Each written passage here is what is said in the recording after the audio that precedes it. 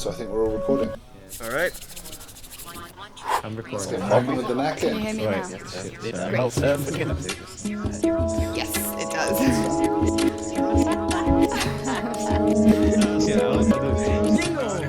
My crayon is a monkey. I find the conversation very Taking some interest in learning a bit more about technology, philosophy, and I like to. I'm an educator. Absolutely. We're gonna stay anonymous. That's a cop out. The binary's gone. I thought Jingo was plus Dutch for cheers. Yeah, when you're ready. Right. Welcome to Beyond Binary Thinking. If we can't change your mind, you're probably not using it. Thanks everyone for listening to two of our most popular episodes recently on the environment and Brexit. The feedback about Toby was really positive, so we brought him into the mix. I was criticised for not defending Brexit a bit harder, but to be honest, the intention of this podcast is to have an honest and nuanced, reasonable discussion, and I couldn't really do that while staunchly defending Brexit much harder. So, sorry, those were the best arguments I had. Yeah, there was also some backlash from the Enviropocalypse episode, with people saying that we didn't listen to the climate change skeptics. Any thoughts on that, Chris? You don't have to listen to this climate change skeptics. My thoughts exactly, right? Like, for me, I put them in the basket of flat earthers and anti-vaxxers. If you're flying in the face of that much scientific consensus, then I think the onus is on you to provide evidence for your crazy conspiracy theory. So, yeah, moving on. And with that in mind, let's discuss why neoliberalism is the boogeyman that's ruining the planet. Yeah, I think the environment was an interesting one because being part of the Extinction Rebellion protests, I saw the massive disconnect between what I saw on the ground and how the media was portraying it, right? So every day we were there, every time there was an ambulance, people couldn't have moved off the road quicker, right? But yeah, that was never how the news was going to report it. And the dichotomies they throw up, like, they can't win, right? Either it's a bunch of middle-aged hippies who they're rich and they don't need to work, or they're like scum of the earth on the dole and they wouldn't have jobs anyway and they should get jobs. Either they were a depressing death cult or they're having too much fun, they're just dancing and raving. So. And so now, like, the most enduring image is the guys being pulled off the trains and a bunch of people like gleefully pointing the finger like, aha, you're stopping the workers from accessing public transport, you are terrible. And it's like, that's not all that happened. So this was an interesting one because, especially being part of the groups, I saw that whole thing happen in slow motion, and two people announced they were going to do it. Every single other person in the groups were like, please don't do that, that's a bad idea. But the whole premise of Extinction Rebellion is that it's like decentralized, so if someone's going to do it, you can't really stop them. They want to be like, autonomous groups. So all they did in the end was write a strongly worded email being like, so here's why we recommend you don't do it. And they went ahead and did it, and exactly what you thought would happen happened. And it was in Canning Town, where a bunch of angry people who are stressed and pissed off and having to fight to go to a job they don't want anyway. The predictable happened, and then the news covered nothing but that for 7 days. It's a shame. Yeah, I mean, speaking of like conspiracy theories, do you think that this was just heat of the moment, some badly thought out idea, or could it have been agent saboteurs wanting like explicitly to kind of like, do we know anything about the people who did this? They were retired priests, as far as I can tell, not your typical agent saboteur candidates, I think. Stephen, we should introduce you before we natter on too much. How are you? Thank you very much for joining us today.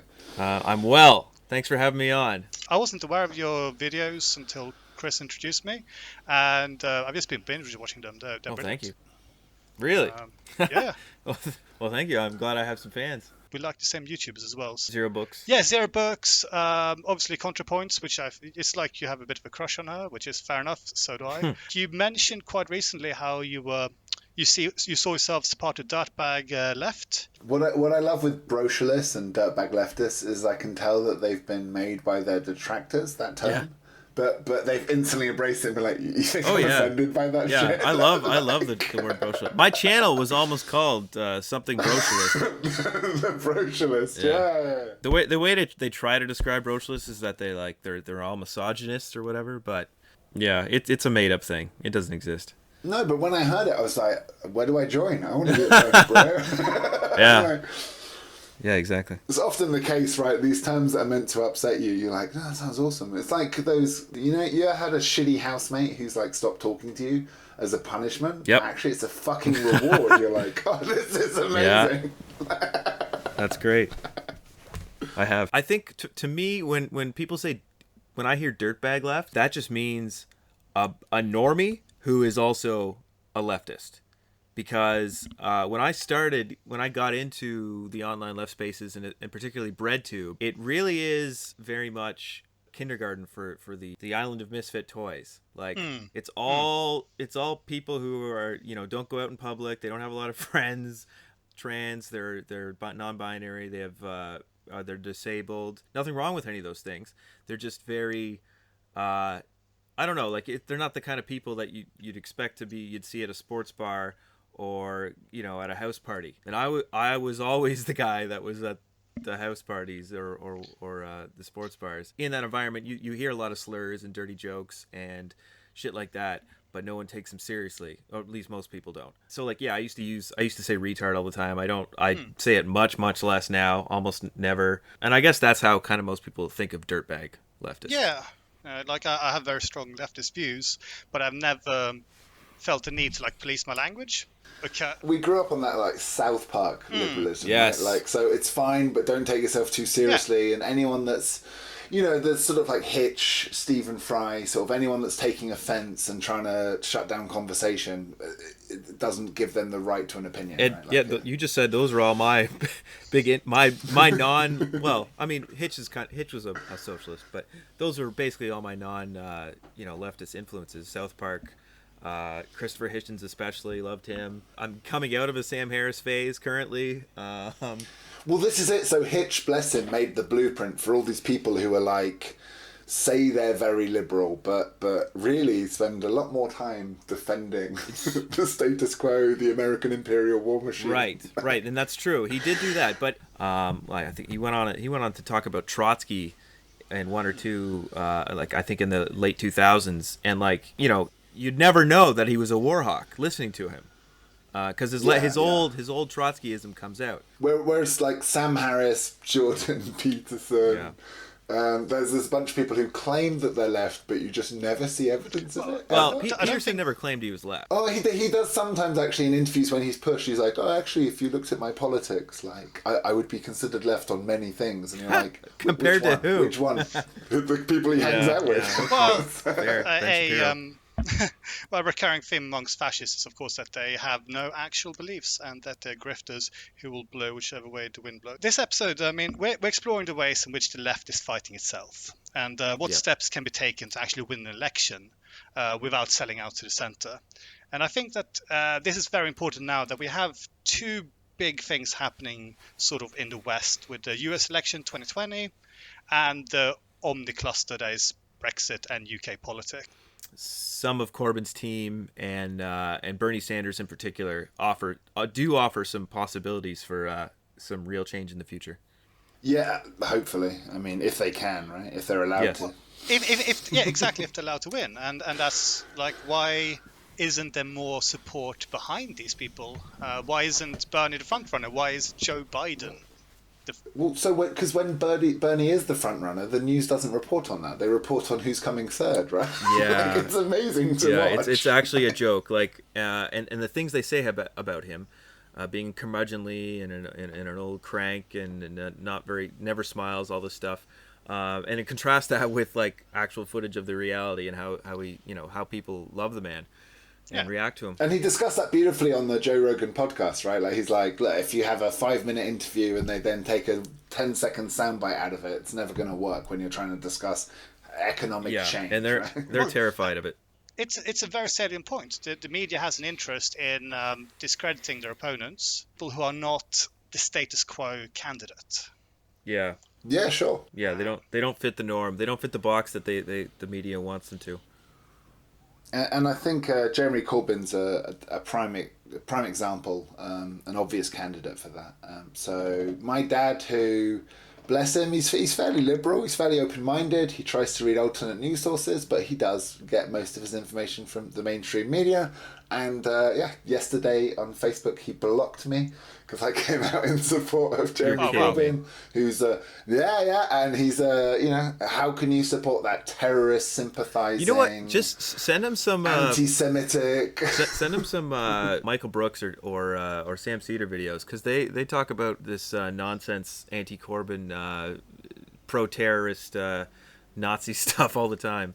And they break it down. You can see when there's a smear campaign going on, because there just becomes constant and consistent talking points. Yeah. I saw a great breakdown that says the right does this all the time because it can't hinge on deep analysis. So it just uses repetition of the same talking points again and again and again. That's a really good point. They can't rely on that at all. Which is so to the casual observers, which is most of the electorate, right? Like, if you ask people, they'll be like, "Oh yeah, like Labour's got a problem with anti-Semitism," and you're like, "Okay, let's go into the facts." And it's like 0.001% of people have been investigated for some anti-Semitic things. I'm not saying that there isn't any anti-Semitism in any organisation in British politics, but I think if you reported on the Conservative rate of anti-Semitism, I'd be surprised if you didn't find that different. And also, you kind of conflating anti-Semitism with Israel's current actions, right? Like, and it all gets a bit convoluted. It doesn't matter. You just repeat that lie enough times, and now anyone's going to be like, "Why are you supporting anti-Semitism, Chris?" I'm like, "No, that's not what I'm about." Because now, even if you speak to liberals, for example, I have plenty of friends who support Liberal Democrats in the UK.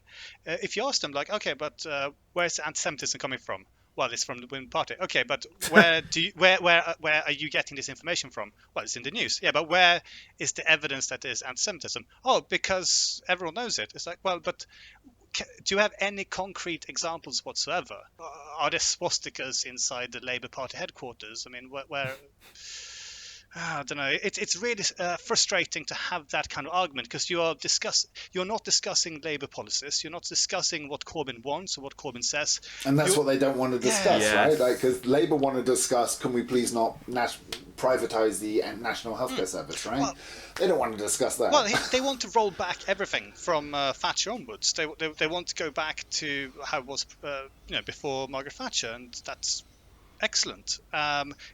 Corbyn came out and said that they shouldn't be billionaires, and every single left-thinking individual in the UK should have gone, "Oh yeah, that is actually what we believe in. We should rally behind this guy."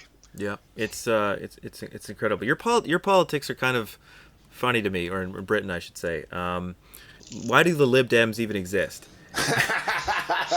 And I had to look it up, and like I did a deep dive, like Wikipedia and some history, and I figured out, like, okay, it was a merging of a couple other parties, but like what they offer is like it's nothing. It's like who are, like, they don't offer anyone anything. Like, it's the people that are proudly centrist. Yes, that's what, like, the educated, third way types. Even left of centre offends them. I think the funny thing with the Lib Dems is, if there was proportional representation in the UK, they'd do really well, which is an argument for proportional representation. But then you look at the stats and you're like, okay, so would the Brexit Party, so it's a double-edged sword. Well, why do you want democracy within your democracy? I mean, I think the UK system's worked fine. You got two parties. You got the aristocracy and the plebs, and what else do you need, really? It's US politics, however, that's just like a garbage fire, and it's just beautiful to watch. And it's just late stage capitalism coming home to roost. And I think this is why, as I said, I mean, I'm Swedish, and I care so much more about US politics than I do about Swedish politics, because who cares about Swedish politics?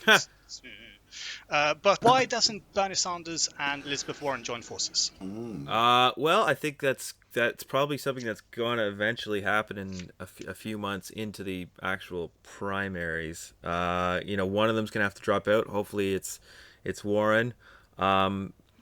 Are they both hoping to be Biden? They also. Yeah, I mean, Biden's going down in the polls, and Bernie is going up in the polls. And they Because there's false hope that if you have someone central and bland enough that it'll appeal to this mythological average central person that exists. Right. But it doesn't, right? Like a lot of the people that voted for Trump had voted for Obama. Yes. That they will vote for anyone that offers change, and unfortunately does well in the polls. Centrist establishment candidate is not that and isn't appealing to anyone really, right? Yeah, Bernie and Warren actually, they don't have, surprisingly, much overlap in terms of their voting base. For Warren, it's basically all, white middle class women who were upset that Hillary didn't win. It's really Sanders that has the only truly diverse and populist and proletariat type base. Yeah, I got to be honest. So I'm losing hope. So I went for beers. I just was in a pub talking to a friend 2 nights ago, and as Americans do, random American overheard and came and joined in the conversation. Oh, yeah. And he was, like Silicon Valley tech guy with money. Andrew Yang? No, it wasn't Andrew Yang, unfortunately. But I just left that conversation so devoid of hope because he managed to convince me that it'll probably be Trump again. Because that's most people's perception is that, Trump inherited a good economy and he's doing well with it. So there's a high chance he's right, man. If you're saying that Biden's winning the polls, but I think that he might get the nomination. Because at the end, people are just going to chicken out and they'll go for the establishment guy.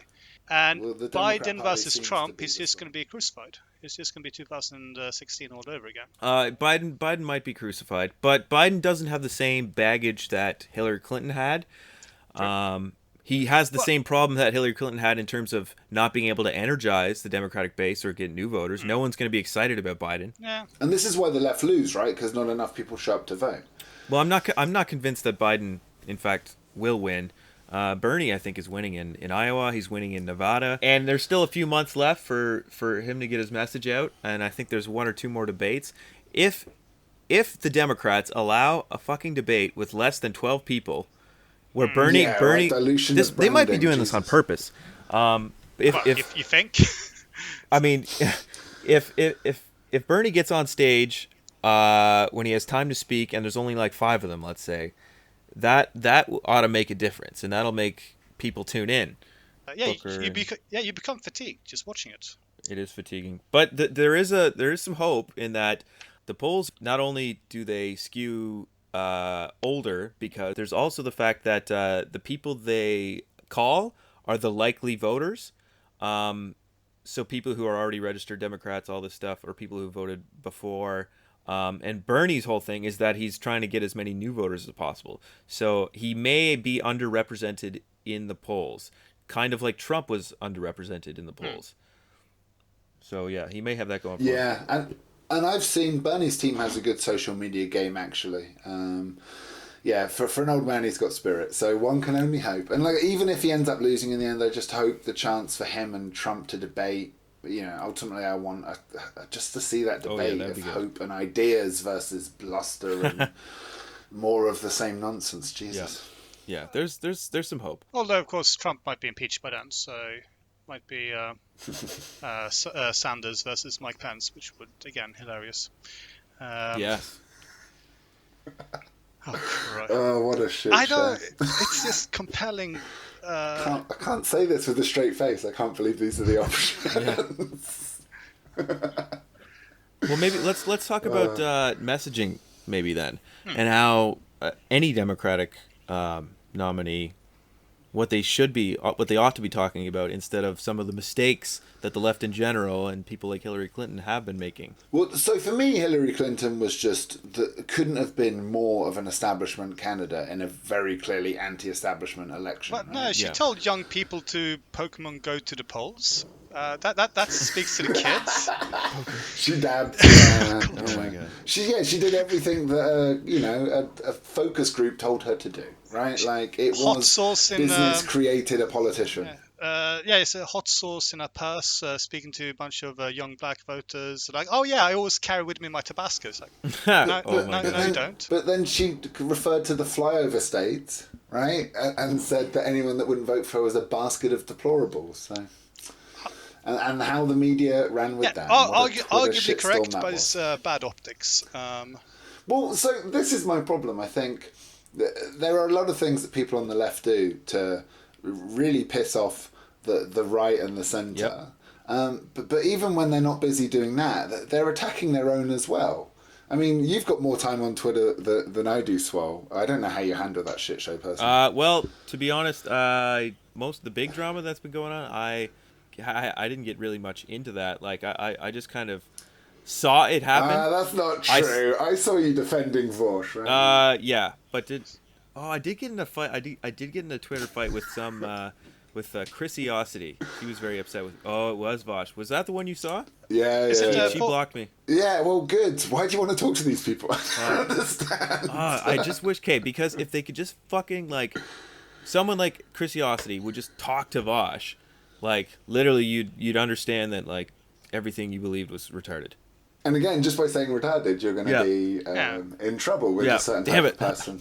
Yeah. And I think this is interesting though, because, and you alluded to it before, there's a few new ways young people are getting into the left, right? And there's the Twitter mobs that are woke scolding everyone and going around in circles, and then you have the people that come from the Twitch route, yes, right? Which, as you said, right, the gamers who are that's a great, just having fun, chit chatting, and those two groups don't seem to mix well at all. And you know what? We do need, like, the gaming route is new, and that's something we really need to be doing, because the alt-right, Steve Bannon, these guys figured out very early on that this is the way to get, I mean, young men, really, and that's the prime target for fascists. So they were right on it, quick. So journalist Robert Evans, he did a whole bunch of research on this, and he discovered that the fascists, they were on the internet way sooner than everyone else, like late 80s, early 90s. They realized that the internet was going to be the next battleground, and so YouTube was at first like dominated with sort of alt-right voices, and it's nice to see that the left is gaining space, like gaining ground within that sort of battlefield. But it's like this. It's like the Spanish Civil War. It's you fight off the Franco's troops, and then you turn around and you start shooting at each other. It's ridiculous. Well, not only that, we're getting hit by YouTube, big time, because they just changed their rules to make the algorithms to make it so that corporate media gets all the search results now. And that was after the alt-right had and conservative channels had years and years of time to build up their audiences, while we on the left... Infowars, and when LeftTube finally got started... Yeah, now we got hit with this, and we're going to have a much harder time gaining that same audience, but we got to fight the fight. Well, thank God the big corporations aren't on the side of fascists. I mean, that would be, again, very anti-historical. Yes, indeed. Someone like PewDiePie, for example, right, who gets accused of being right-wing. For me, it very much comes across as like that South Park shock culture, like just say offensive things.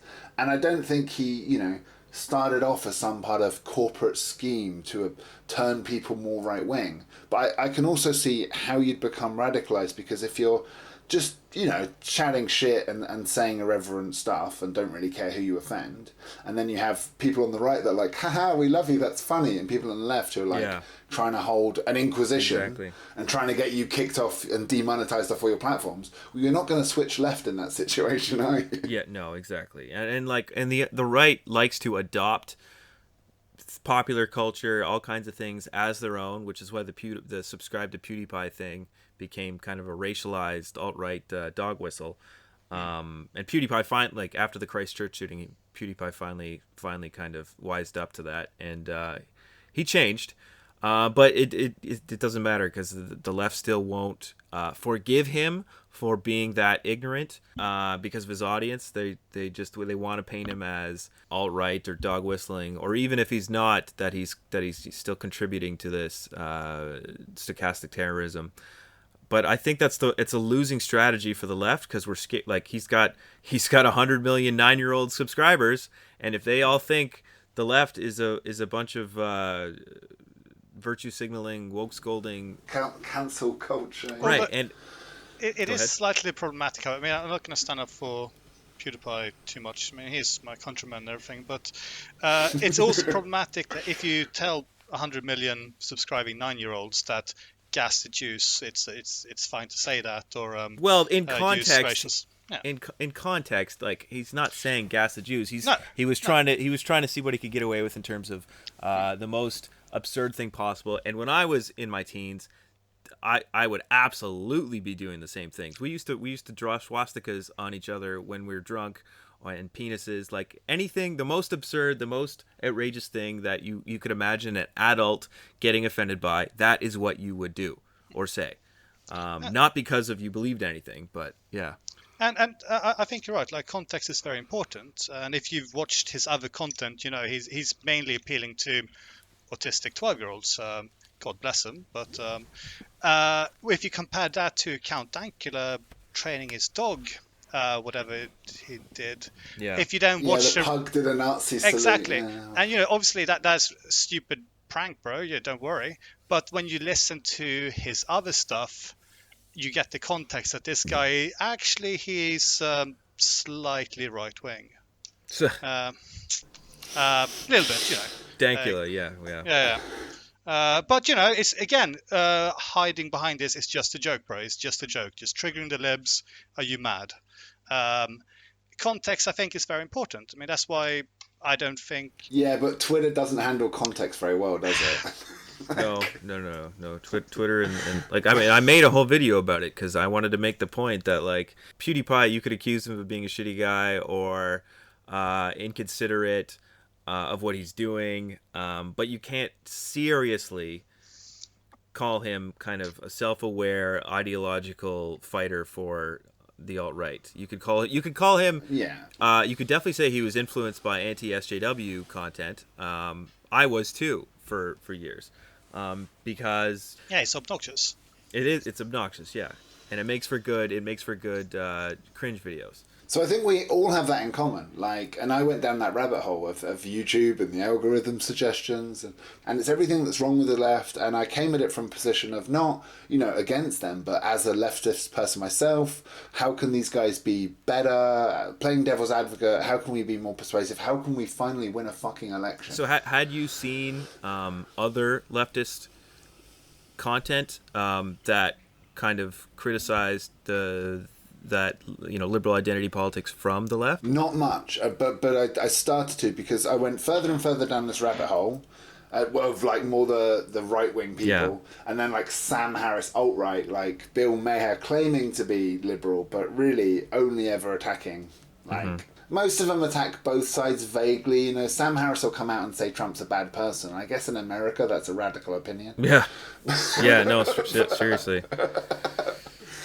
But and it's the thing, you understand the problems of social justice warriors, but then the last two interviews with Sam Harris I've seen, the guest did a really good opportunity of being like, okay, but it's very easy to straw person those opinions, but also, there is valid research and valid cause for concerns about the number of African Americans in jail and being shot. And people like that never engage with those data. They just write off the whole movement. Right. And I realised I was guilty of that same thing as well. So I think probably it was through ContraPoints where I started watching videos, and T1J discussing the nuance and what was wrong with the left. Yeah, ContraPoints I think was the best for that. ContraPoints is a normie, but a trans normie. So I mean, she's the best of all worlds. A leftist trans normie. And there's a beautiful video where she admitted that she used to be a white guy with dreadlocks, talking about cultural appropriation from a former transgressor sort of thing. Yeah, right? I mean, she used to be an edgelord, but before her ContraPoints channel, she was I think a YouTube skeptic. I think like atheist type, debatey type. But she got chased off of Twitter, right? Yeah, she got chased off from. Did you not hear about this, Tobias? I do not. I don't have Twitter. I don't follow it. I have no idea what's happening on Twitter. She made a comment out of nowhere, just saying that sometimes in hyper woke spaces, that she feels she can be made to feel uncomfortable when people are asked to go around in the circle and give and say their pronouns. And for someone who's male at birth but wants to be perceived as female, having to state your pronouns is kind of what's the word they use? Invokes gender dysphoria. Yeah. It's kind of triggering. And there is this old debate because, like, older people, right? All they wanted to do was pass. Yes. Right, so it's just this generational divide between the new generation that's like, oh, we should always keep asking people what pronouns they want to talk about, and then the older generation is just like, I'd just be very happy if we never raise the subject again. Thanks. That'd be Right. awesome. So non-binary people they thought they were being erased by this comment because non-binary people, they all use they. They need to go around. They need to have spaces where I guess everybody knows that they're a they and not a she or a he or whatever. Whereas most trans people, as far as I know, they are binary. They like the binary. They want to stay in it, and they don't want to have their gender questioned or have any. They have different interests in these situations, and that's all she was saying, and that it can make trans people uncomfortable, and Twitter went off on her because most of her fans are non-binary or trans babies, hyper woke SJWs, and they were not having it. They called her NB phobic, and that she was endangering NBs or that's what they call non-binary people.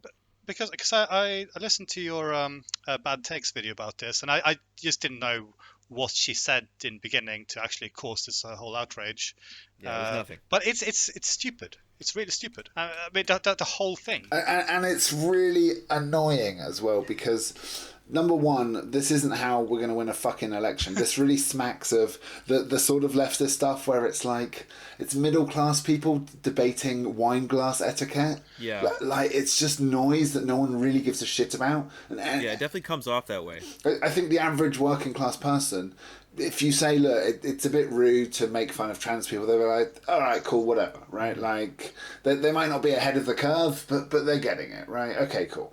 But not only make it a huge issue, but you actually kick off then one of your biggest supporters and one of the best people on YouTube is like, for what gain? What are you trying to do other than just virtue signal to your fucking in-group that you're more woke than a famous person? Well, and postmodern intersectional perspective where the goal of politics is problematization almost. It's to be political, to be an activist is to point out and out microaggressions and areas where someone has been problematic, and that pointing these out will somehow, this observation that you've figured out or you've exposed is what's going to level the playing field, rather than a Marxist class analysis where go out and organize and flip the system.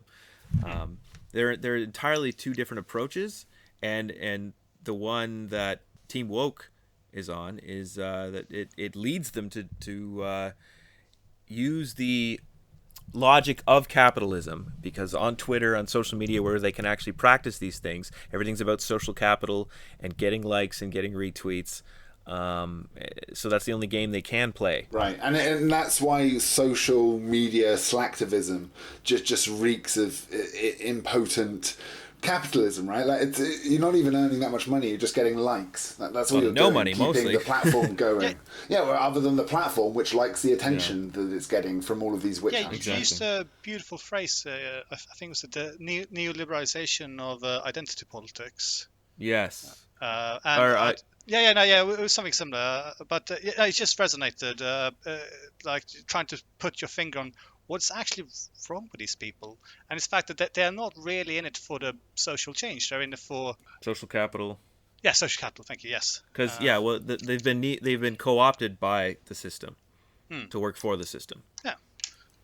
And the problem with all this noise is that it doesn't work on right-wing people, and they're not even trying. Right. You get no points for pointing out that right-wing person is right. The only way to earn social capital in this rewards-based point system is to be the wokest of the woke, and that you're not even like you're pissing in the tent, but you're also just making it smaller and smaller and smaller. No one will survive the witch hunt, and there are these people who got off Twitter and quit the left even because they were like used to be one of those guys, right? I don't understand how you can quit the left, though. I mean...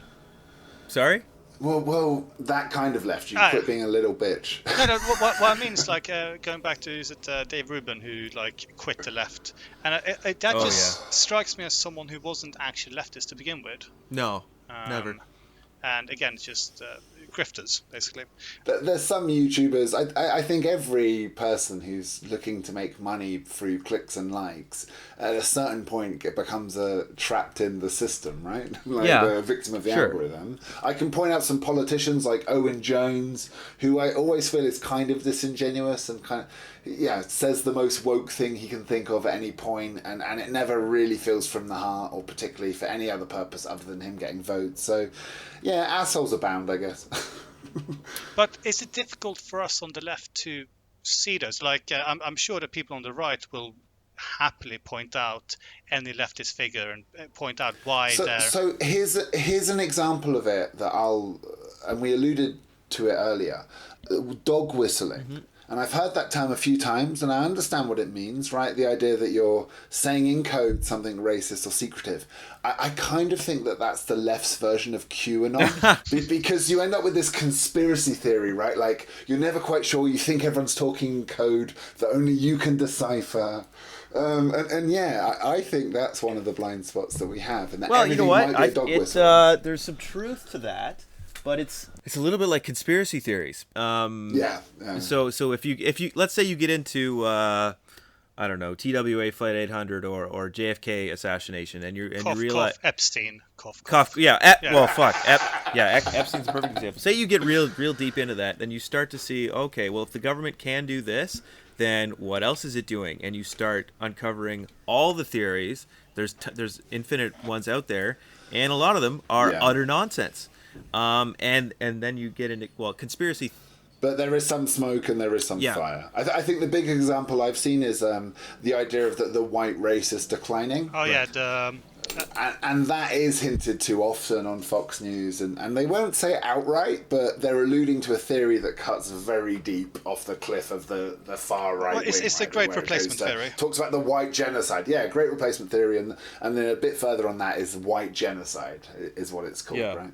No, I think that dog whistles really do exist, and the thing is, like, in polite society, in mainstream society, there's no space for fascist or white supremacist outright racism, exactly. Which is why Sam Harris gets so offended when it gets leveled against him, right? Like, and he's so quick to defend it. The right are trying to get on TV. They're trying to spread their message, but they can't use the language, or else they get kicked off, they get booted. So they have to, by definition, speak in dog whistles. They have to talk about Western civilization. They have to talk about birth rates, crime statistics, declining house prices. So when Corbyn says there shouldn't be billionaires, do you think he's dog whistling to the radical left that we should be starting sharpening our guillotines? Yes, I do.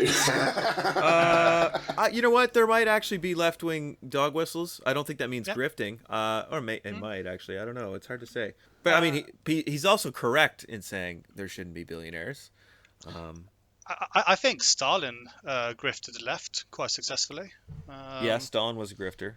Yeah, but like contemporary, I'm sure there's some contemporary YouTubers. People virtue signaling, but however, it's difficult because I take these people at their word, and I'm hoping that they want to change society, abolish capitalism, try to make the world a better place, but.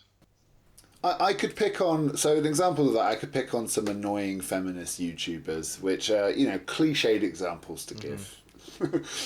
You end up just straw manning, and both sides are guilty of this, right? Picking the most obvious, Dave Rubin. Like, the world doesn't need another Dave Rubin takedown video at this point. Like, clearly the man has a cheese sandwich for a brain. Mayonnaise. like, we can just move on, right? Like, so, and it's the same with people on the left, like, I can find examples of very interesting and thoughtful feminists, and... Ooh, there's a guy, what the hell, Brendan O'Neill? Oh, yes, again, who claims to be left, and he's a leftist in reform. Yeah, I would call him a grifter. The one I'm thinking of is the video sent Maher. Oh, I can't God. pronounce his surname. But we however, were talking about him. He doesn't know what the left is. He's a liberal. Yeah, exactly. Well, he's badly a liberal, but neoliberal stooge. And what he says, it's pretty right. Yes, and he's the sort of left where he thinks America needs to bomb freedom and liberalism into more countries, right? That's but he's definitely a grifter. and liberals listen to him for some reason. I think we've just discovered right there this is what the grift is. It's on the left, because it's not actual, for the most part. I don't think it is leftists. I think it's liberals who because America is so right wing, they think of themselves as the left because no one else is. They're slightly better than Trump. Exactly. They're not Noam Chomsky by any stretch, but they're better than Trump. They're better than any Republican. They voted for Obama, right? Exactly, so right. So they think of themselves. They have a whole past they're the for good eternity. guys. They're the good guys. They voted for the blue team, so they think of themselves as the left. But they are grifters. The Sam Harris's, the Bill Maher's, even like Trevor Noah, and increasingly now Colbert even sometimes has. Yeah, I get depressed watching Colbert these days.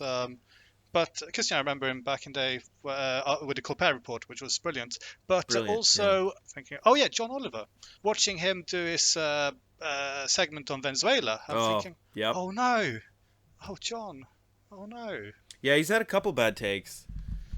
But for the most part, he's got good liberal takes, but liberals gonna be liberals. You can't trust them. Yeah, and I think Doug Stanhope does a great take on all these comedians like laughing at, look at what the American war machine did last night. Isn't that funny? And he's like, no, it's not. It makes me fucking angry. Why are we laughing about it? And I think Citations Needed hits on this point. I don't know if you've checked that out, but I really recommend it. YouTube channel?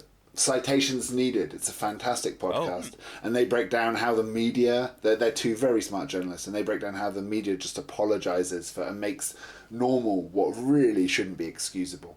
And it looks at the headlines sort of like, America is sliding towards war with Iran, as if it's like carelessly. Whoops! Oh no! I've started World War III again. How careless of me. Accident.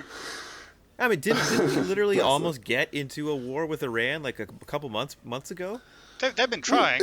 Iran. Yeah, Iran keeps having to de-escalate the situation, but aggressively keep positioning their country next to America's battleships, right? Yeah, so, and you've got the big orange man with the big red button. That's fucking terrifying. The whole war with Iran thing created a weird paradox for leftists, because you have people then going, but Trump wanted a war, but now he can't get a war. Haha, let's laugh at Trump. He can't get the war, he can't get... And you're like, no, this is good. Why are you people like this? Like, why do you have to play into a stereotype of orange man bad? Everything he does has to be bad. But the flip side of that is there's this perception that, Obama started all these wars, but actually Trump hasn't started as many wars. And you're like... And that's the liberal lie, right? Well, hold on. What did... That they're both as bad as each other, right? That's the lie I keep hearing. What did Obama... Which did... Well, lots of drone strikes, right? Oh, right. Syria, but that's the thing, though. It's not Syria, a lot of details, I would have liked but... I would have liked if he had gone much harder on Syria. They might have actually changed that. But he tried to. Yes, they shot him down in Congress. And Britain as well, right? Like, got shot down, it couldn't get pushed through Parliament. And part of the reason was because of the war in Iraq, everyone kind of felt that they couldn't trust the Americans when they had intel anymore. That was the fallout and the collateral damage Libya. of the war in Iraq. Libya, Yes. That's right. Libya was a big...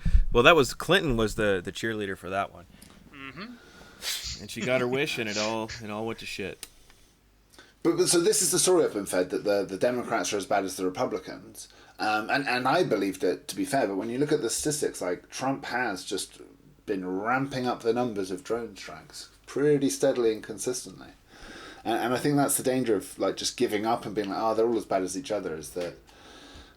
Well, a fascinating thing about Trump is that he's using the tools left by his predecessor. So Obama wasn't a saint, but he was very charismatic, so we love him. He's utilizing Obama's immigration policies to massively expand this whole for-profit concentration camps on the border.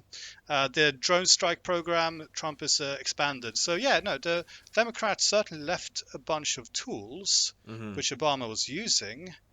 Right. But to be fair to them, they were 99% sure they were going to have Clinton come in afterwards. True. To start a war with Russia. To start a war with Russia. Yeah, shit. Yeah.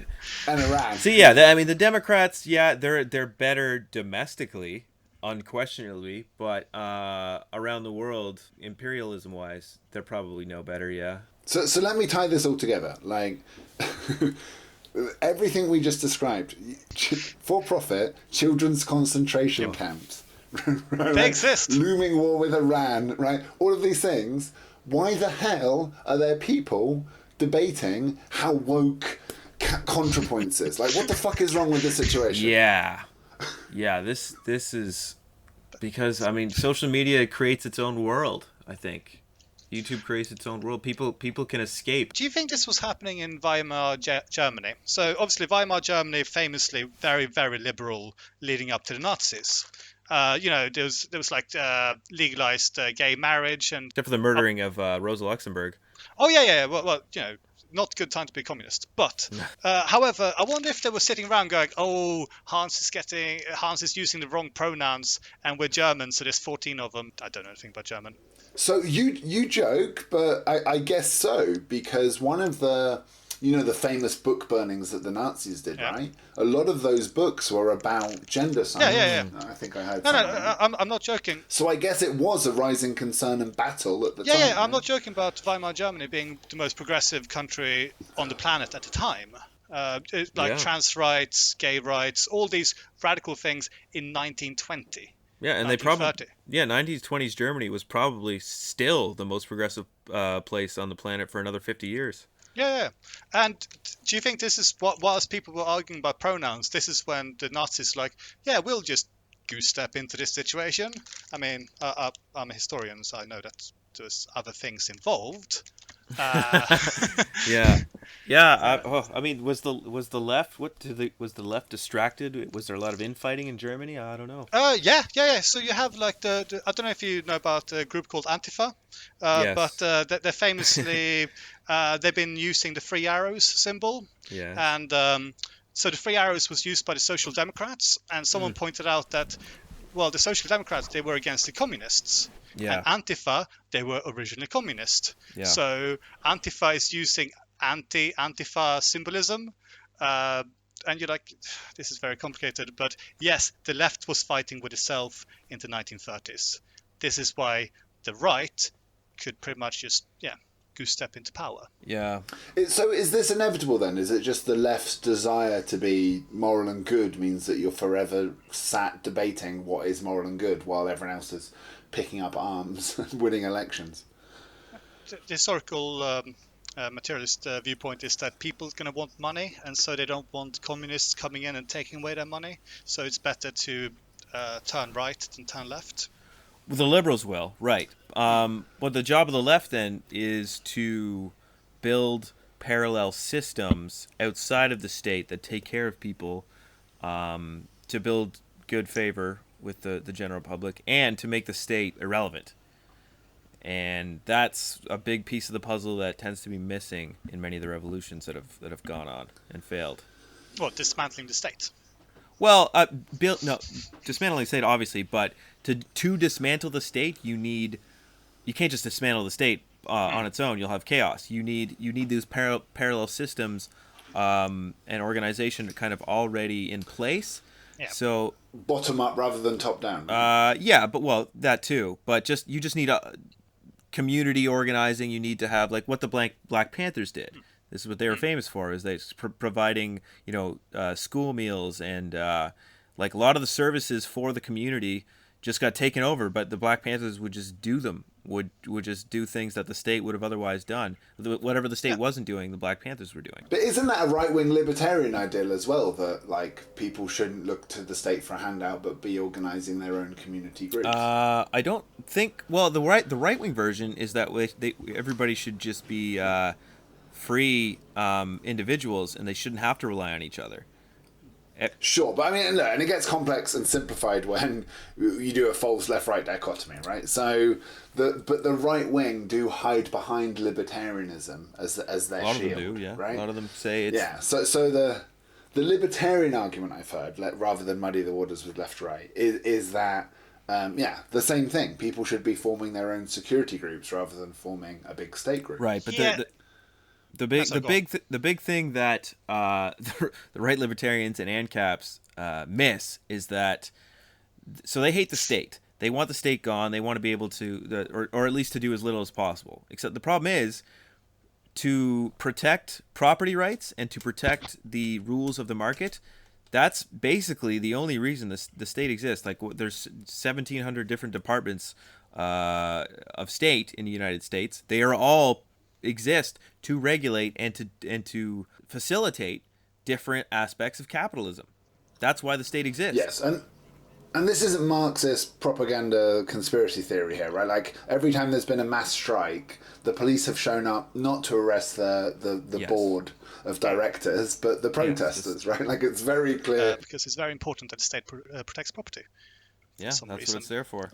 So which Protects the income from their third home. yeah, well, I mean, this is the reason objectivism, libertarianism is all one big joke. They don't get it. I think it's because you have that diagram, the left, right, authoritarian, libertarian, Yeah. and it's because they need to put something in the bottom right, and they don't realize that it's actually just a vacuum. Yes. I mean, yeah, what is right libertarian? Just everyone sitting racistly scowling at each other without the power to do anything Yeah, about it. well, right libertarian is kind of, I mean, that whole spectrum is kind of a joke. Like, there's right libertarian is an oxymoron. Right means authoritarianism. hierarchy. It means built-in hierarchies. And the only way to maintain hierarchies is with authoritarianism. I always assumed that right wing meant more sort of a focus on individualism, and left wing was more sort of focus on collective.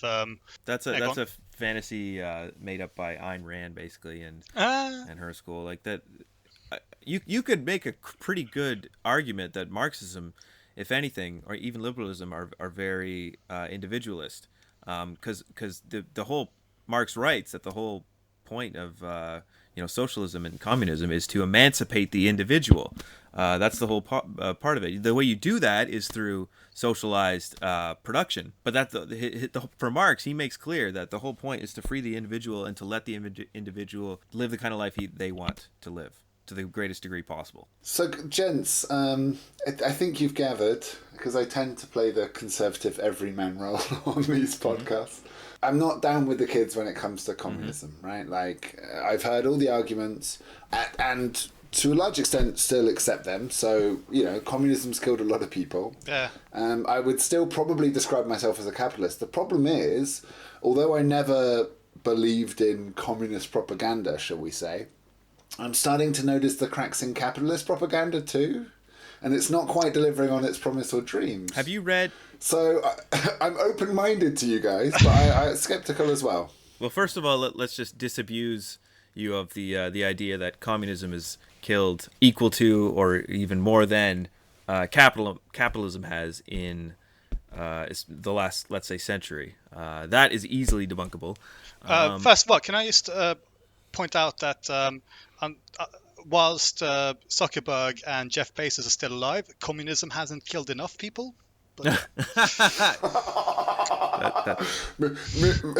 Sorry, on. but go on. Before we get hit by a drone strike. So. The other point was that book that came out 15, 20 years ago, the 100 Million Deaths Under Communism. That book is a joke. Most of the deaths they account for would be like people dying, just like literally just people dying of natural causes under communism. A lot of it was famines.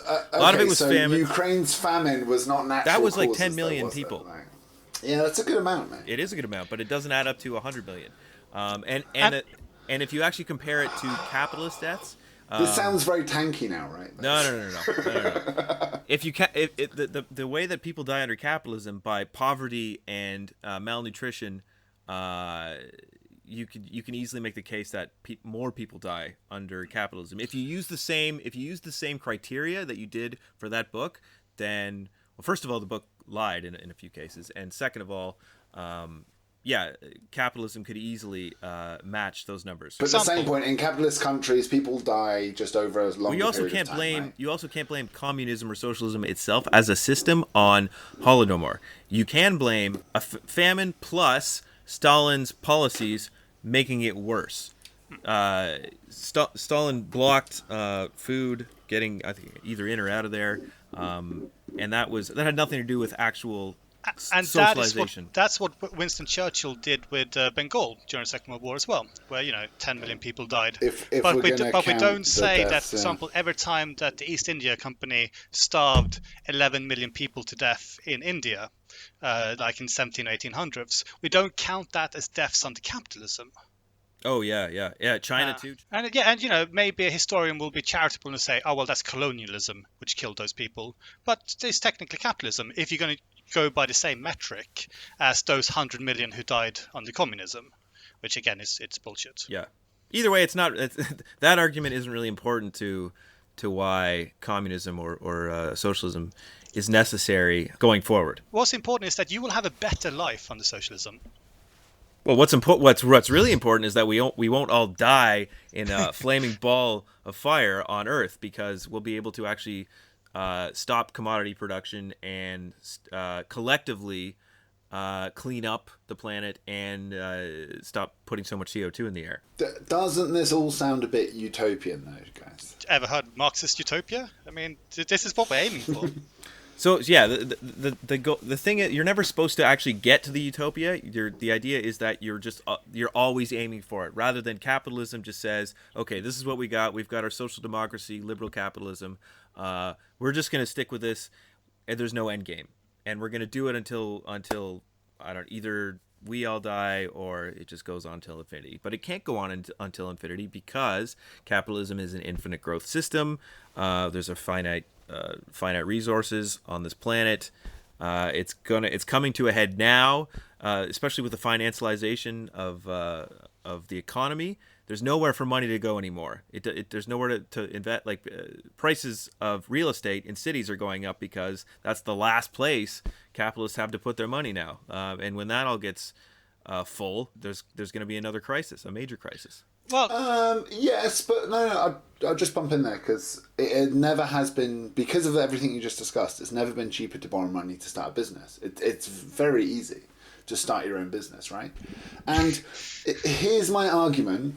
If 100 people want to form a collective farm, right, what's to stop them doing it in this system? Why can't 100 people take out a small loan and divide the salary by 100? Because the nature of a capitalist organization means that it can exploit its workers and the land better than a collective could, because a collective wouldn't choose to exploit themselves. Therefore, that capitalist company will always outcompete in a society that we have now. So you want to stop the competition?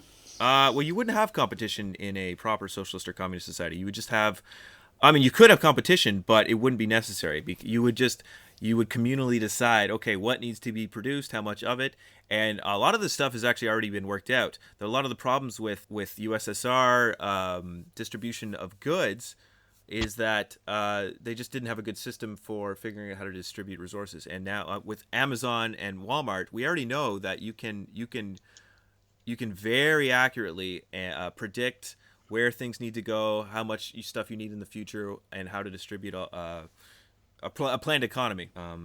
Okay, so a lot of the solution is technocracy, right? Like you don't even need that, but yeah, that's part data. of it. Yeah, the irony is that it's Amazon who pretty much cracked it. Yes. In terms of the supply chain. Because the theory is like the Holodomor, right? However you pronounce it.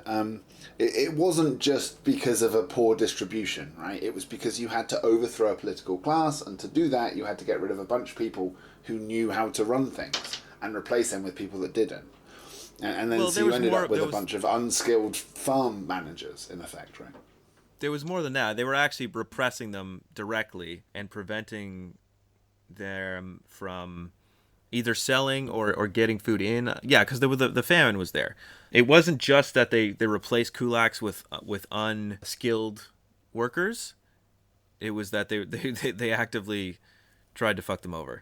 Because again, Stalin's a grifter, and we don't really like him. Stalin's a grifter, right? Some people like Stalin. And China too, right? A lot of people died in China. Oh yeah.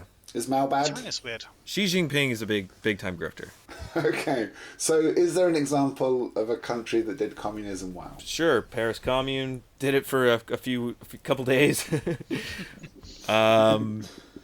Israeli kibbutz. Rojava has an anarcho-communist, well, sort of anarcho-communist. Rest in peace, but yeah.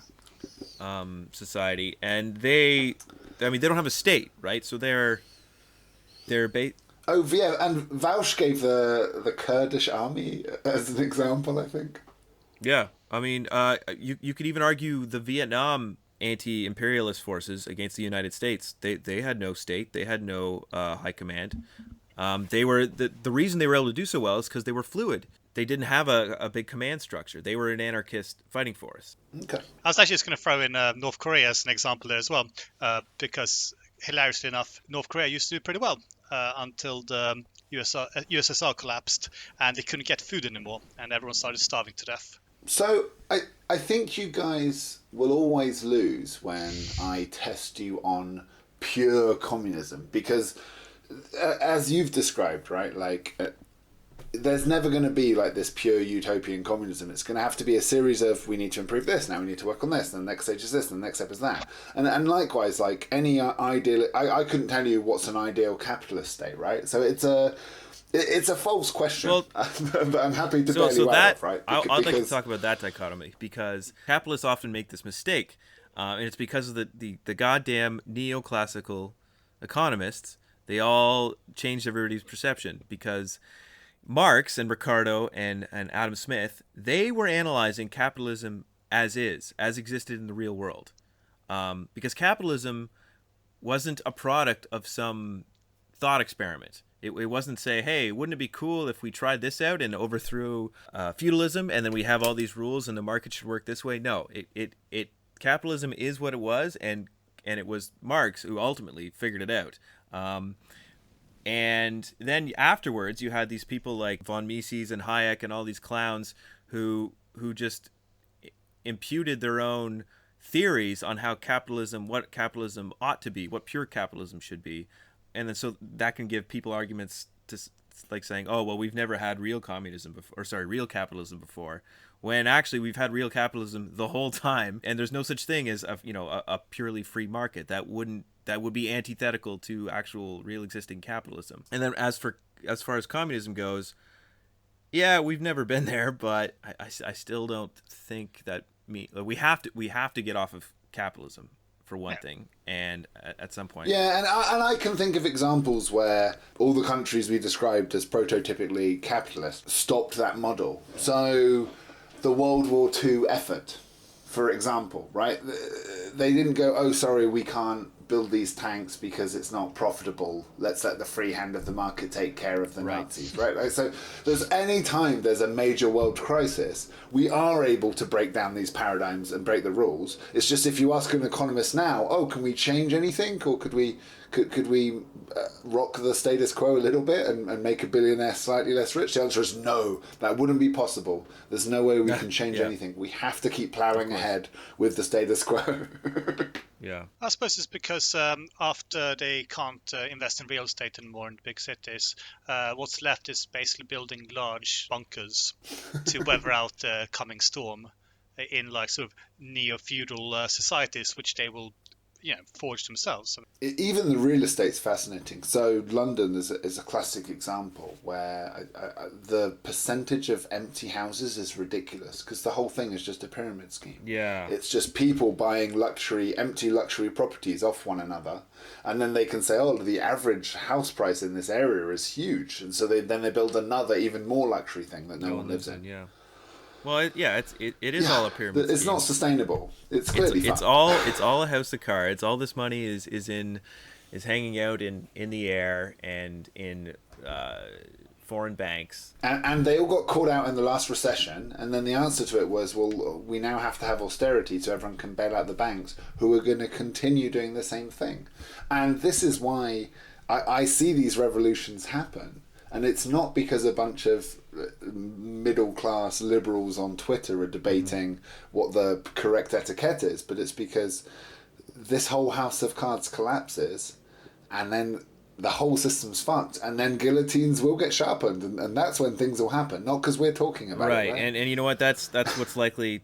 That's what's going to happen in the next. If the next recession in the United States doesn't kick off revolution, it'll still push people more to the right and more to the left. And then when the next real long-term recession or depression happens, and people really start to lose their jobs, and things start to really go downhill. Yeah, it's gonna be the fash versus the socialists pretty quick, and things will get bad. It'll break into US. I genuinely believe. I mean, as a man who dabbles in history, I genuinely believe that we're heading towards civil war in the US. Civil war, yeah. Interesting. I genuinely believe that things cannot carry on as they are at the moment. And again, Bernie Sanders, he's a real beacon of hope. And if he fails, things can't go on much longer as they are without something breaking, and breaking hard. So you were surprised to hear civil war. Is that because you think a world war would kick off before a civil war was allowed to? No, I just think civil war is like, it made sense that you could predict a civil war in the the 1800s, when there was two distinct different modes of production. And this, I mean, if it would fit right into the Marxist view of history, different class interests fighting with each other. Whereas it's so integrated in the United States, the only real difference is kind of the rural city divide. I would say that's the biggest difference in the United States, and in terms of right and left, and different sensibilities. But I'm not proposing like a north versus south kind of thing, or east versus west, or the coast versus the center. I'm suggesting a Syrian, as you say, the cities versus the a bunch of angry terrorists and shit militias, just descends. loads and loads of militias, all fighting for different causes, changing allegiances. You have a alarmingly radical Christian right. You have a highly militant far right. You have an increasingly militant far left. And as I said, a couple of one large recession. And I can imagine the corporations in Silicon Valley arming themselves with drones. Well, yeah. Yeah. Universities are usually breeding grounds for the militias. And you have a bunch of MIT guys strapping homemade bombs to homemade drones. Yeah, definitely. Well, this is cheery, guys. I just wanted to bitch about some dickheads on Twitter. What the fuck is this descending into? Haven't even finished my wine yet. Fuck. I mean, I'm sure it won't come to that. I'm sure we'll fix capitalism. Everything's going to work out fine. Okay, so here, let me lay out the rosy version of this. Please do. Okay, so so this is how we get a successful left, peaceful political project. Run a social democrat or a democratic socialist platform, which Bernie Sanders is doing. Let's say he gets elected. He builds a massive grassroots movement to hold the feet to the fire of all the politicians involved, Republican and Democrat. Then he's got to stack the Supreme Court, which may or may not work. He's got to do everything possible to fix democracy so that the right never again gains a foothold in the way they do with gerrymandering and all the other shenanigans they get up to. You got to ban lobbyists. You got to take money out of politics. If Bernie can do even half of these things, that'll severely hurt the right and strengthen the left and progressives. Then we imagine how hard that would be. How many interests you're going against? Well, that's the thing. That's why he's just the president of the United States. That's why the grassroots. That's not enough power. That's why the grassroots movement needs. That's really, it comes down to that. And Bernie's the only one who understands that you need to build the grassroots movement. Right. So the sort of power you have when you have one of these like mums groups protesting against some bullshit, you need to apply that to things that actually matter, right? And Twitter mobs too. You need to get them fucking on the right thing. Use them for fucking something they useful. They need to be tweeting their representatives instead of each other, and bitching about random crap. Do things like cancel the debt, actually go after the tax avoiders and the bankers. You get a lot of that money back in, and once you get a lot of that money back in, or even before, if you start implementing universal programs like Medicare for all, pharmacare, childcare, all this crap, these programs, the reason they're so hard to get rid of is because they become extremely popular very quickly. So the ruling class has a very difficult time dismantling once they're already in place. And it's similar to the NHS, so yes. The national healthcare system, exactly. Right? The Conservatives want to privatize everything and sell it all to their corporate donors, and every time they threaten to touch the NHS, they lose an election. And they've become increasingly clever about it. So that, they're not selling off the NHS; they're helping with some support from the private market. Blah blah Right. blah blah. But it is a tightrope they have to balance Right, now exactly. because they know 'Cause they're if they so popular. fuck with that and they cross that line, no, like, it'll never happen. And I mean, there's history of trust busting in the United States. It's happened before under Roosevelt, the first Roosevelt. And it can happen again. Breaking up the monopolies, weakening capital's power overall. And then the other big thing is building international solidarity movements. So already there's been whispers of Corbyn, Varoufakis. I love him. Bernie, I love Varoufakis. Is amazing. He said, Varoufakis specifically said that they're going to try to do a third or fourth international come January. So basically another left-wing global international movement. Yeah, and that's not idealism. Look, the right wing does it. Look at all these institutions. Yes. Look at the G7 summit, right? Like that's exactly how they roll, right? And the left doesn't have that. And the idea is that now those guys are gonna try to build that moving forward. And if you have that, then you can actually, if you get the UK, United States, I don't know, maybe a few other countries going, social democrat or farther enough left, you can make a pretty big dent in the world because the U.S. and these countries are really leaning on stepping on the throats of a lot of other smaller countries right now and preventing them from going left. So this would free up a lot of other movements around the world. And then what you can do is I think Corbyn's finance minister or whoever it is was talking about incentivizing co-ops and changing the rules so that like workers could actually take over businesses that were failing or were trying to move. So you would actually start building a two-tier system where more and more companies and businesses were cooperative and socialist, and that the idea is that eventually people would see that these are the better places to work in, and that they would become more popular and people would go there. And as you do all this, you're creating and promoting parallel systems so that eventually the state can slowly wither away. I just want to start clapping. That's beautiful. Is it realistic though? Well, that was a little bit more optimistic. Will anyone allow this? I mean, it's not that mental. Like, no, I know. Stranger things have happened, and the funny thing is, like, so. We're talking about how the left hamstring themselves and criticise themselves, but the right have tied themselves up in their own philosophical knot. And what that is austerity. Yes. So because the right have said, austerity, austerity, austerity, we have to balance the books, the left are actually often very good at these big mobilisation projects for changing things. And once the world starts shaking, once the economy starts hurting, the right being like, everyone should get taxed higher and give more money to the banks. There's only so much people are prepared to give. Right now, we're living in an age where almost no one under 30 even thinks of buying a house. So there's no property to confiscate. Right? Like, there's no further they can be pushed. And so we couldn't have a second age of austerity. Next time the banks ask for a bailout, that's going to happen. And when the left said, no, we're not going to bail out the banks, instead we're going to invest money in some of the programs you just described, the right don't really have a counter to that, right? Other than the recession that they just caused. And this is what happened with the last recession. It got blamed on Bill Clinton, Tony Blair. It got blamed on the centre left, right? And so the Conservatives have had a resurgence.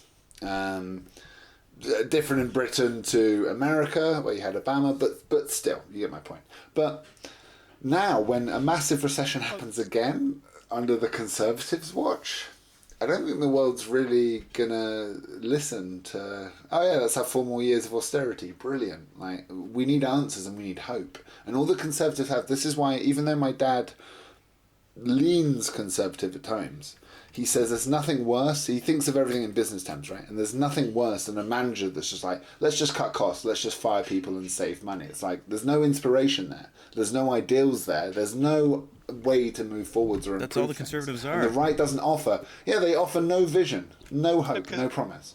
Well, having been in a part of a business that's failed and gone bankrupt, when you start firing staff, when you start cutting costs, that's a death spiral. That's all, And all you're everyone's going to doing. be happy and motivated. There's no point of like, oh yes, we fired enough people that this company is now going to now shoot to the stars. Well, as soon as you start, buying in shitty quality products, as soon as you fire the people who know what they're doing, that means that you are in a death spiral, and that's what the tour has been doing. And hopefully Corbyn can fix it if given a chance. I have a question about British politics. Yeah, go for it. Go for it. Nice. Where do the far right park their votes? Like the alt right, the fascists, the racists. Where do they park their votes in Britain?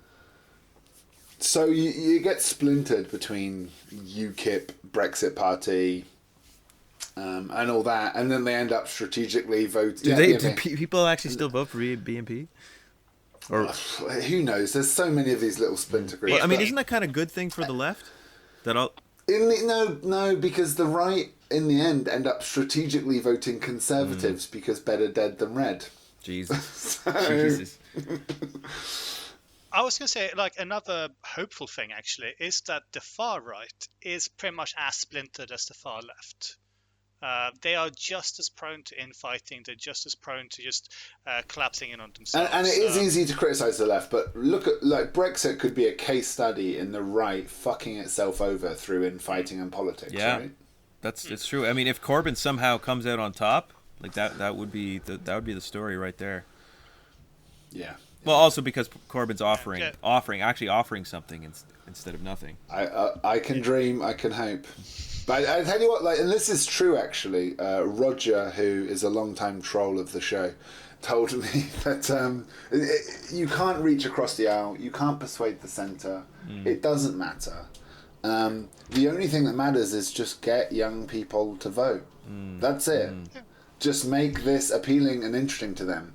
And to bring it back to how we started this discussion, I don't think pissing matches on Twitter is going to do it. You need to offer something to be for, not something to be against, right? Like, you know those guys where your first year of college where you're like, you go to a concert and everyone tells you like, oh, I like these guys before their second album, and they tell you what music they don't like, and you're like, oh my god, I need to leave this room so hard. Yeah.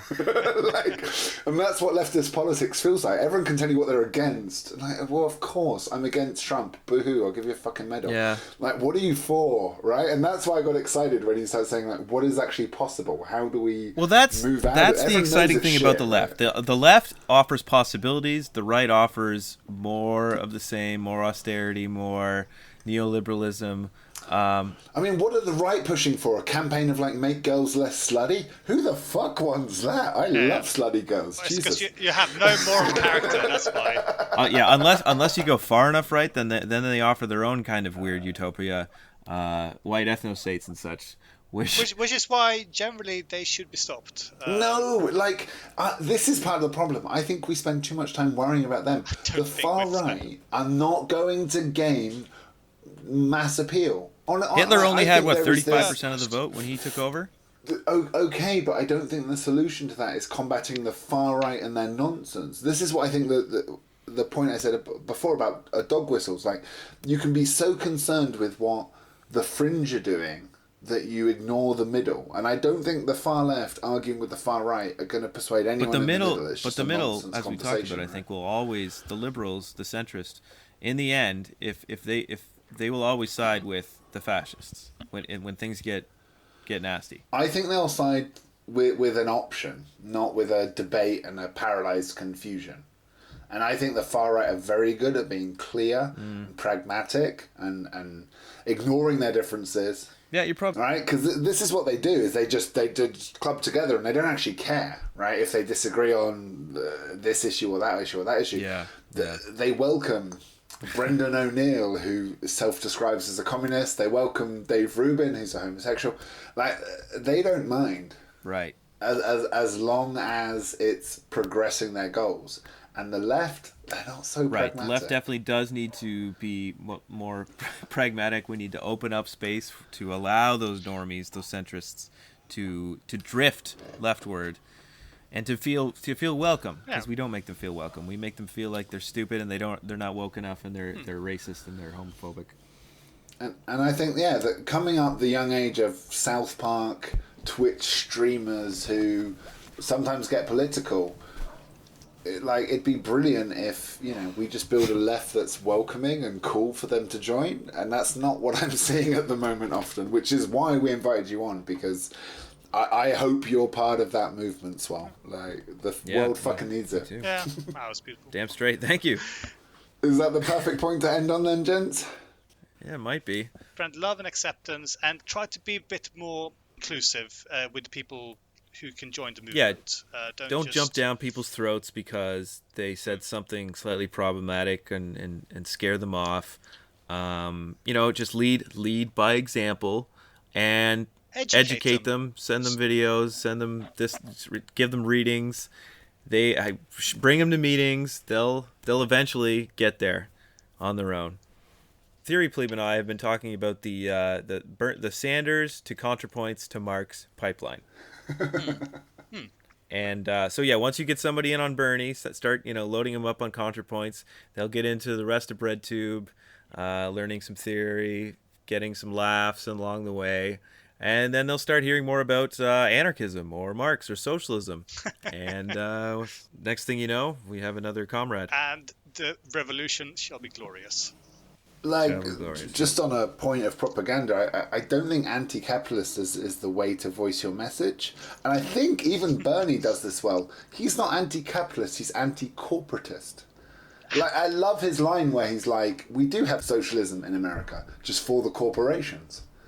That is a great line. Fucking line. And it's very, you just described the history of capitalism was the default state of mankind. It's very hard hill to climb to be against that. Right. But when you're against like what we currently have, which is like unsustainable corporate greed on life support that working class people have to fund, like that is very easy for everyone to get behind. Yeah.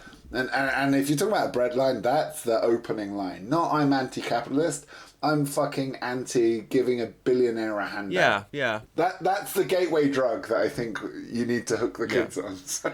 Yes, I agree. Yeah, you're right. That's the pipeline. Yeah. Just the gateway drug is Bernie. Well, okay, yeah. After this, I implore you guys to look up that Rising Up Bernie Sanders video. Promote your like 5 minutes Patreon. long. It'd be an honor. Oh yeah, so my YouTube channel, I guess I didn't. I am the Swoletariat. My Patreon is _Swoletariat. Patreon. Yeah, I've got like 4 tiers. Please help me out. Everything does help. I would love to do this full time instead of being a working man. I think you should, and I would recommend all our listeners to do that. And I will do it myself. Put my money where my mouth is, because I think the world needs more of this and less of the fucking rest of the nonsense. Yeah. And can we also find you on Twitter? Yes. Please don't. Please just everyone just delete their Twitter accounts now. That's my call to action. Delete your Twitter account. Support them on Patreon. Yeah. You know what? I'll Check just out if you YouTube. really want to find my Twitter, it's links on my YouTube. I might join Twitter just because of it. God help us. You're encouraging me.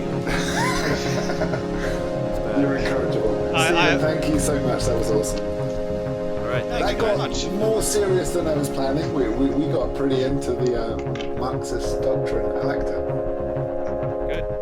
There's more of where that came from. Yeah, no. Yeah, give me a week to edit it, and then hopefully, Okay, I'll send you. hopefully you like the edit. Yeah, great. I'll probably end up. Give me the edit, and I'll probably put it up on YouTube as well. Awesome, man. Awesome. Is there anyone you would recommend we speak to? Oh, good. That's a good question. Theory Plebe, I think would be great. Theory Plebe, yeah. Yeah, he's one of my favorites. He's less Marxist, more. Well, he's a critical theorist, which is gonna be kind of Marxist, but it's more philosophy based. And his channel just got deleted by YouTube. So he has a lot to say about YouTube and social media. Okay. But he straddles a really good line between, I guess you would say, social justice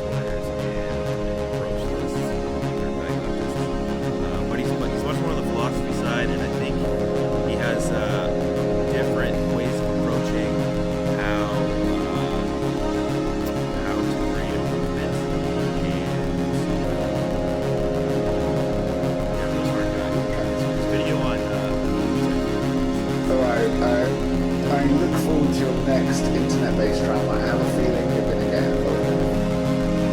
Yeah, probably.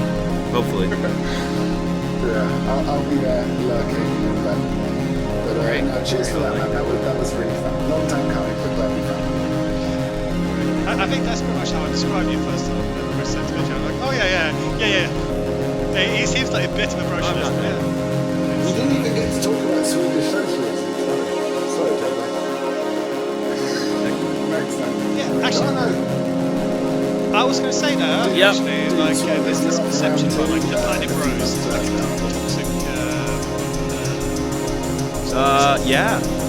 Wait, after what? British election? All of them.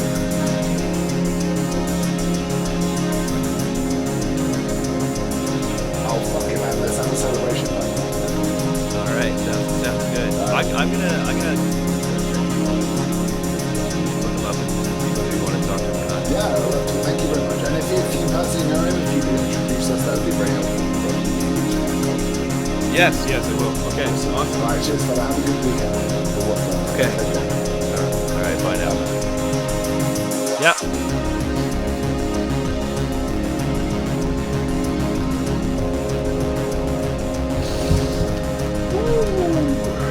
It's been like a genuine pleasure. You're incredibly well read. Yes.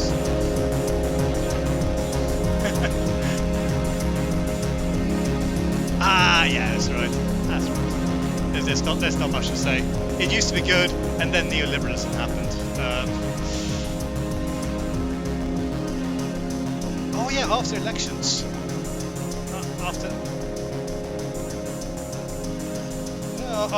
After Labour seeps into power, after Bernie just turns the entire US red, but that doesn't work.